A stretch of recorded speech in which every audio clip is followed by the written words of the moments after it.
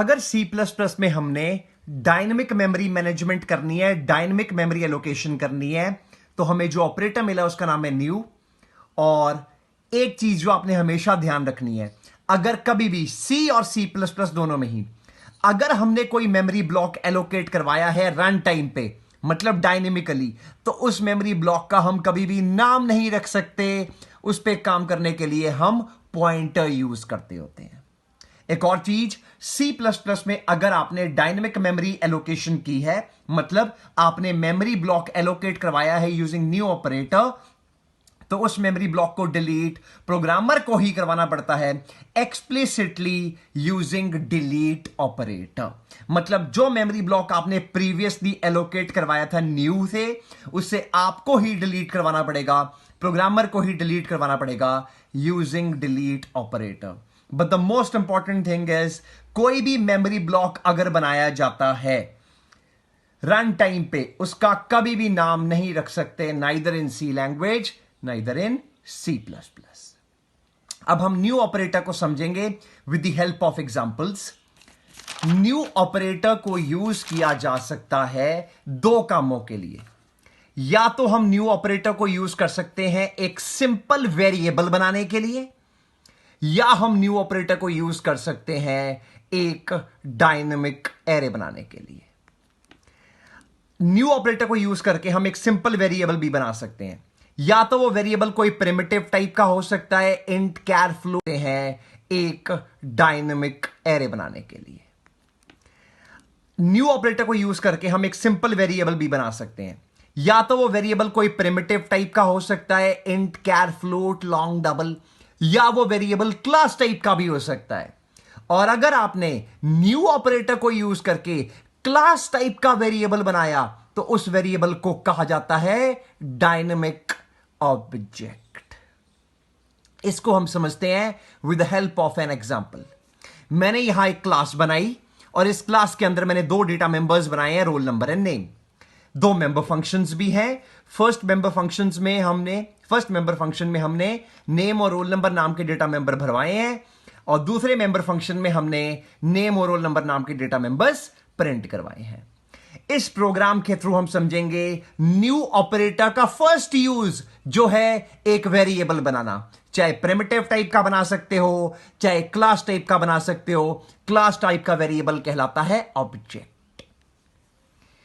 आज तक हमने जितने भी प्रोग्राम किए उसमें जो हमने ऑब्जेक्ट बनाए थे वो इस सिंटेक्स को यूज करके बनाए थे। क्लास का नाम, वेरिएबल नेम मतलब object, class name, object name. ऐसे ऑब्जेक्ट को कहते होते हैं static object. Please remember, I am repeating again, अगर आप कभी भी सी और सी प्लस प्लस में डायनेमिकली कोई मेमोरी ब्लॉक एलोकेट करवाते हो, तो उसका आप नाम नहीं रख सकते। उस मेमोरी ब्लॉक पे वर्क करने के लिए हमें पॉइंटर ही बनाना पड़ता है। और जैसे मैंने आपको बोला, आप न्यू को यूज करके एक ऑब्जेक्ट भी बना सकते हो। सी और सी प्लस प्लस में डायनेमिकली कोई मेमोरी ब्लॉक एलोकेट करवाते हो, तो उसका आप नाम नहीं रख सकते। उस मेमोरी ब्लॉक पे वर्क करने के लिए हमें पॉइंटर ही बनाना पड़ता है। और जैसे मैंने आपको बोला, आप न्यू को यूज करके एक ऑब्जेक्ट भी बना सकते हो। ऑब्जेक्ट एक वेरिएबल होता है ऑफ टाइप क्लास। अगर आप कभी न्यू ऑपरेटर को यूज करके ऑब्जेक्ट बनाते हो, उस ऑब्जेक्ट को कहा जाता है डायनेमिक ऑब्जेक्ट। ये आपके सामने सिंटेक्स है एक स्टैटिक ऑब्जेक्ट का, जो स्टैंडर्ड तरीका है ऑब्जेक्ट बनाने का। Class name followed by variable name, और क्लास टाइप का वेरिएबल होता है object. This D1 is an object, ये स्टैटिक ऑब्जेक्ट हुआ। अगर आपने न्यू यूज किया और न्यू के बाद आपने क्लास का नाम लिख दिया, ये आपने क्या बनाया, एक डायनेमिक ऑब्जेक्ट। अब आपके मन में बहुत इंपॉर्टेंट क्वेश्चन आ रहा होगा कि एक डायनेमिक ऑब्जेक्ट बनाने का फायदा क्या है। बहुत इंपॉर्टेंट बात, अगर आप कभी स्टैटिक ऑब्जेक्ट बनाते हो, जैसे कि हमने यहां बनाया है, ये ऑब्जेक्ट कब डिलीट होता है, सिर्फ और सिर्फ तब जब प्रोग्राम का कंट्रोल उस ब्लॉक के एंड में पहुंचा जहां आपने स्टैटिक ऑब्जेक्ट बनाया था। ये बनाया मैंने स्टैटिक ऑब्जेक्ट, ये अपने आप तब डिलीट होगा जब प्रोग्राम का कंट्रोल यहां पहुंचेगा ब्लॉक के एंड पे। लेकिन अगर आप कभी डायनेमिक ऑब्जेक्ट बनाते हो तो उसका सबसे बड़ा एडवांटेज ये है, ये जो डायनेमिक ऑब्जेक्ट आपने बनाया है इसको आप कभी भी डिलीट कर सकते हो अपनी मर्जी से। जो स्टैटिक ऑब्जेक्ट होता है वो ऑटोमेटिकली डिलीट होता है, आप नहीं कर सकते इसको डिलीट। ये तब डिलीट होता है जब अपनी मर्जी से। जो स्टैटिक ऑब्जेक्ट होता है वो ऑटोमेटिकली डिलीट होता है, आप नहीं कर सकते इसको डिलीट। ये तब डिलीट होता है जब प्रोग्राम का कंट्रोल उस ब्लॉक के एंड में पहुंचेगा जहां ये वेरिएबल बना था, ऑब्जेक्ट बना था। लेकिन अगर आपने डायनेमिक ऑब्जेक्ट बनाया है जैसे हम ये देख रहे हैं, इसको हम खुद डिलीट करवा सकते हैं कभी भी कहीं भी यूजिंग डिलीट ऑपरेटर। ये एडवांटेज है।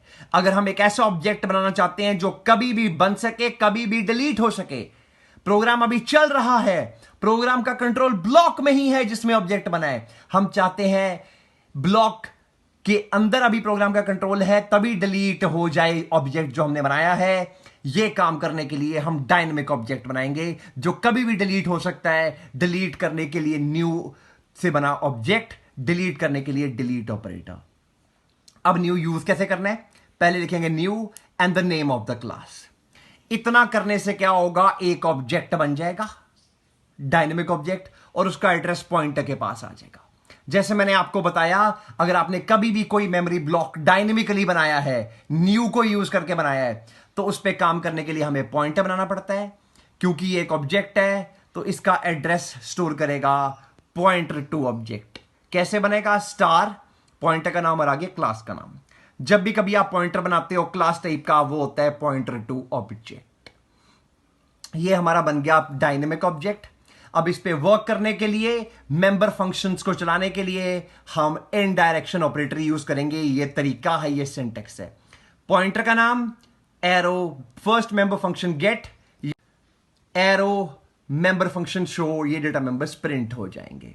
अगर आपके पास एक डायनेमिक ऑब्जेक्ट है, please focus, listen very carefully.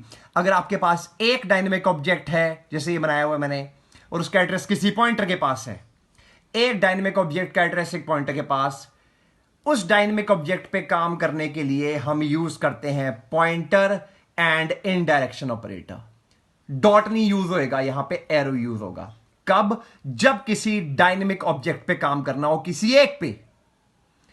और जब मैंने काम कर लिया, मैं उस डायनेमिक ऑब्जेक्ट को डिलीट करा सकता हूं यूजिंग डिलीट ऑपरेटर। अब क्या होगा, जिस ऑब्जेक्ट का एड्रेस पॉइंटर के पास था वो डिलीट हो जाएगा।